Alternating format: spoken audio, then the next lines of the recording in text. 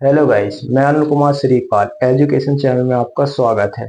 हमने कल क्या पढ़ा था? हमने लास्ट में पढ़ा था बाहरी जात। बाहरी जात में हमने क्या कर लिया था कि बाहरी जात में हमने पवन को कंप्लीट कर लिया था कि बाहरी जात में जो स्थलाकृति बनतियां हैं वो किस तरह की स्थलाकृतियां बनता है। तो हमारा टॉपिक था जो आंतरिक स्थलाकृति और बाहरी स्थलाकृतियां। तो बाहरी स्थलाकृतियां क्या कर रहे थे, हम लोग पढ़ रहे थे, और आंतरिक स्थलाकृति का पढ़ेंगे इसके बाद पढ़ेंगे। तो बाहरी स्थलाकृति, तो बाह्य जातीय बल जो होता है, बाह्य स्थलाकृतियां जो बनती है वो कैसे बनती है, तो हमने पिछले क्लास में पढ़ चुके थे। तो जिसने वो पिछली क्लास नहीं देखा है तो उसको जाकर प्ले लिस्ट में देख सकता है उस क्लास को, और वो समझ सकता है।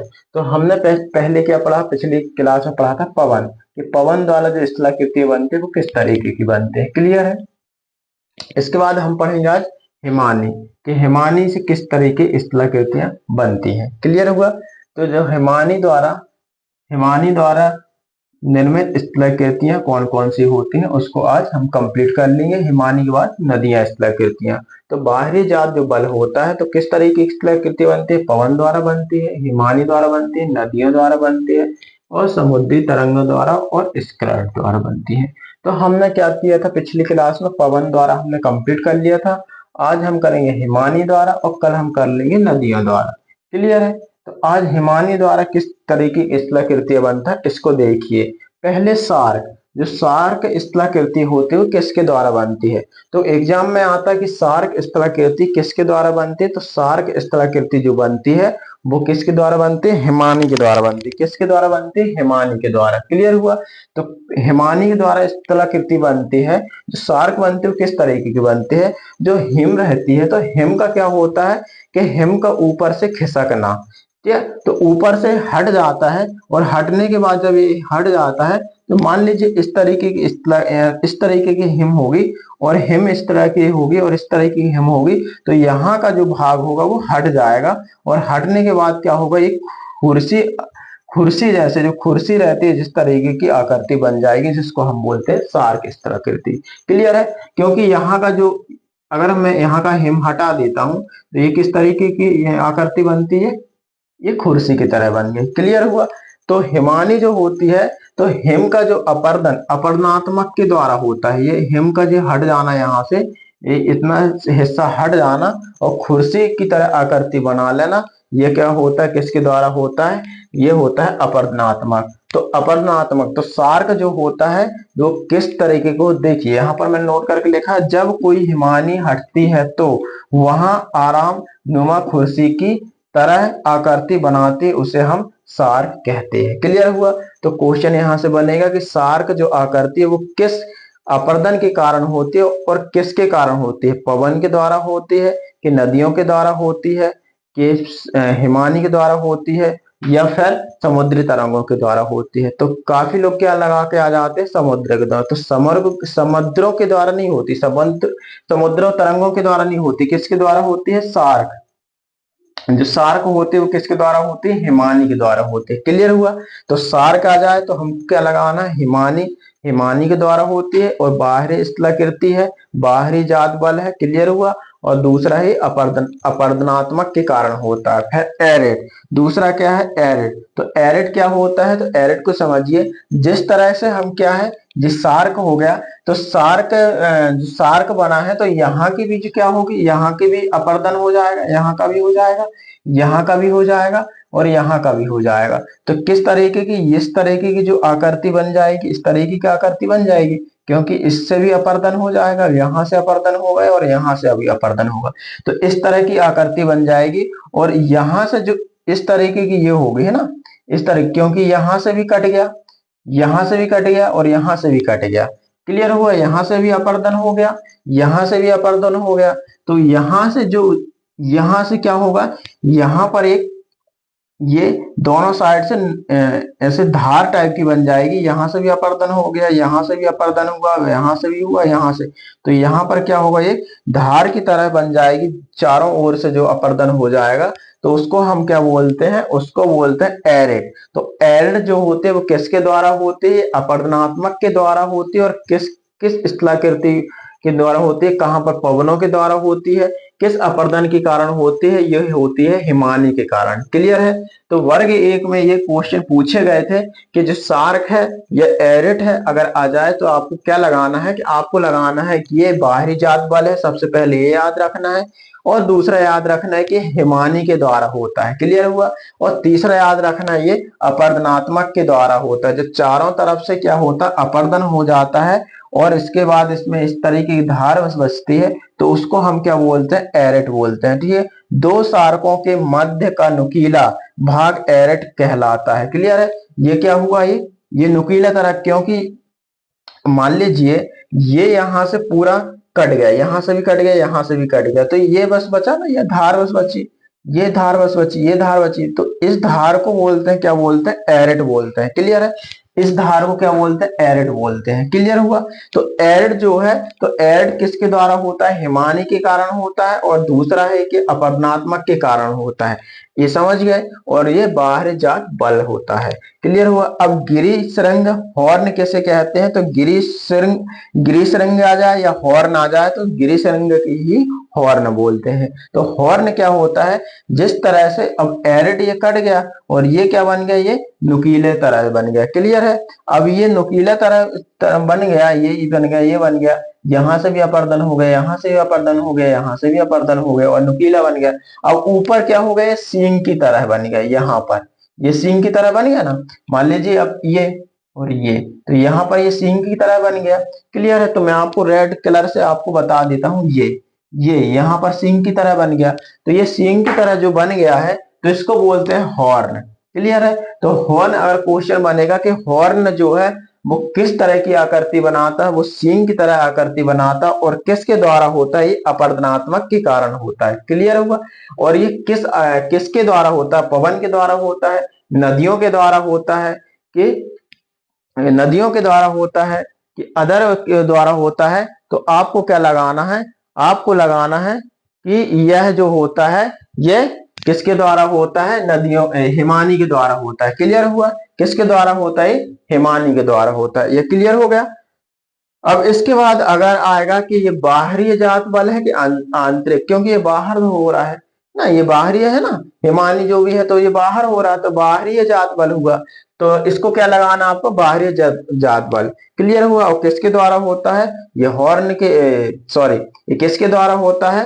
तो ये होता है जो अपर्दन के कारण होता है, और कहां पर होता है? जो हिमानी के कारण, हिमानियों में होता है। क्लियर हुआ? अब इसके बाद हम क्या पढ़ना है आगे? उसके बाद देखिएगा, तो जो हिमानी जो है, तो हिमानी जब हिरी और सरंग जो है हिमानी में होता है, जब चारों ओर से सर्क निर्मित होते हैं, तब शीर्ष का भाग सींग की तरह भांति नुकीला हो जाता है, तो इसे हम क्या बोलते हैं? हॉर्न कहते हैं। तो मैंने बताया था कि ये कैसा? ये नुकीले की तरह हो गया है, इसको हम क्या बोलते हैं? हॉर्न बोलते हैं। ये क्लियर हो गया? अब इसके बाद क्या है? तीसरा हमारा नू नाटक। सेकंड क्या है? नू नाटक, है ना? क्लियर हुआ?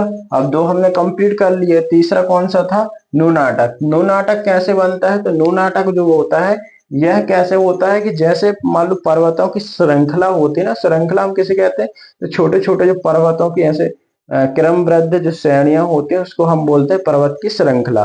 तो पर्वत की ऐसी श्रृंखला होती है, तो हिम जो ऊपर से गिरती है, और हिम के गिरने से यहाँ पर क्या होता है? जैसे फिल हो जाती है, यहाँ पर होल फिल हो जाएगी, यहाँ पर जम जाएगी, है ना, यहाँ पर निक्षेपण हो जाएगी, यहाँ पर निक्षेपण हो जाएगी। तो यहाँ पर क्या होगा? तो छोटे छोटे ये क्या होंगे? यहाँ पर होंगे जो पर्वत की नुकीले जो यहाँ पर क्या होंगे? दिखाई देते हैं, जिसको हम क्या बोलते हैं? इसको नू नाटक बोलते हैं। तो मैंने यहाँ पर नोट करके लिख दिया है कि हिम क्षेत्र में जब चारों ओर हिम की चादर आच्छादित होती है एवं वह चट्टाना के या पर्वतों को श्रृंक नजर आते हैं, उन्हें हम नू नाटक कहते हैं। क्लियर है? तो ऊपर से क्या होता है? निक्षेपण हो जाता है इसका हिम का, और एक चादर की तरह पूरे में बिछ जाता है और कुछ छोटे छोटे क्या पर्वतों की श्रृंखला दिखाई देते हैं, उसको हम क्या बोलते हैं, न्यू नाटक कहते हैं। तो इस प्रकार से क्या आएगा, तो क्वेश्चन सिंपल पूछा जाता है कि न्यू नाटक जो होता है वो किसके द्वारा होता है, तो आप लोग लगाना किसके द्वारा, हिम के कारण होता है और निक्षेपण के कारण होता है। क्लियर है, यहाँ से इसी तरीके से क्वेश्चन पूछा जाता है। इसके बाद नेक्स्ट है भेड़ शिला। तो भेड़ शिला क्या होता है, तो भेड़ की आपने क्या पीठ देखी होगी और एक बकरी की पीठ देखी होगी। तो बकरी की जो पीठ होती है वो किस तरह, बिल्कुल चिकनी होगी, और भेड़ की किस तरीके की होगी, वो खुदरा खुदरा होगी। क्लियर है, जिसमें ऊन होगा तो खुदरा खुदरा दिखाई देता। तो इसमें क्या होता है कि इस तरीके की हिम दिखाई देगी। क्लियर, जैसे ये है, तो यहां से हिम हुआ और हिम का यहां से क्या खिसक के और इस तरीके से ऊपर चढ़ने को, तो यहाँ पर क्या होगा, यहाँ पर ये भेड़ की रीढ़ की हड्डी की तरह दिखाई देगी, पर यहाँ पर चिकना वाला भाग होगा, और जिस तरीके से अगर नीचे जाएगा तो ये किस तरीके खुदरा। तो दूर से हम देखेंगे तो किस तरीके की दिखाई देती है, तो भेड़ की पीठ की तरह दिखाई देती है, जिसको हम क्या बोलते हैं, भेड़ शिला बोलते हैं। तो दूर से कैसे देखिएगा, भेड़ की पीठ की तरह दिखाई देगा। क्लियर है, तो इसको हम क्या करेंगे, तो इसको हम लिखते हैं जब हिमानी मार्ग में कोई चट्टान आती है, ये चट्टान हो गई, जब हिमानी उसके ऊपर चढ़ती है, ये ऊपर चढ़ी। क्लियर है, ऊपर चढ़ती है और जिस भाग से वह चढ़ती है वह चिकना होता है। तो इस भाग से चढ़ी, वो यहां पर चढ़ी, तो यहां पर क्या होगा, चिकना होगा, चिकना हुआ। क्लियर है, अब चिकना होता है वह, और यह चट्टान को खुदरा कर देती है। अब जो वक्त यह है कि यह नीचे उतरेगी यहाँ पर। क्लियर है, यहां से नीचे होगा तो यहाँ पर क्या होगा, खुदरा होगा। क्लियर है, तो खुदरा कर देती है, जिसे देखने पर भेड़ की पीठ की तरह दिखाई देती है। हम दूर से देखेंगे तो इस तरह की शिला दिखाई देगी कि भेड़ की पीठ हो। तो अगर आ जाता है कि भेड़ शिला तो किसके द्वारा होता है, तो हिमानी के द्वारा होता है। क्लियर है, तो ये छोटे छोटे हैं, हिमानी भी आज खत्म हो जाएगा, कल हम नदियां खत्म कर लेंगे, फिर समुद्र तरंगे खत्म कर लेंगे और क्रस्ट खत्म कर लेंगे, क्रिस्टार्ट खत्म करेंगे। तो इसके बाद क्या है कि हम अपर्दन किसे बोलते हैं, निक्षेपण किसे बोलते हैं, अपक्षय किसे बोलते हैं, नेक्स्ट टॉपिक हम इसको कंप्लीट करेंगे। तो इस तरह से हम धीरे धीरे क्या करेंगे, पूरा सिलेबस कंप्लीट करेंगे। तो इसमें से 1 या 2 नंबर का जरूर, चाहे पवन से पूछ ले, हिमानी से पूछ ले, नदी से पूछ ले, समुद्री तरंगों से पूछ ले, थोड़ा सा क्या है, इसको 4 या 5 वीडियो पूरा कंप्लीट हो जाएगा। तो हम क्या करते हैं, पहले इसको कंप्लीट कर लेते हैं, इसके बाद हम अपक्षय और अपर्दन को कंप्लीट करेंगे। क्लियर है, तो भेड़ शिला भी समझ गए और न्यू नाटक भी आप लोग समझ गए होंगे। क्लियर है, नेक्स्ट कितने हैं, निलंबित घाटी। तो निलंबित घाटी जो लटकी हुई घाटी होती है। क्लियर है, ये लटकती हुई घाटी क्या होती है, किस तरीके की होती है, इसको समझिए।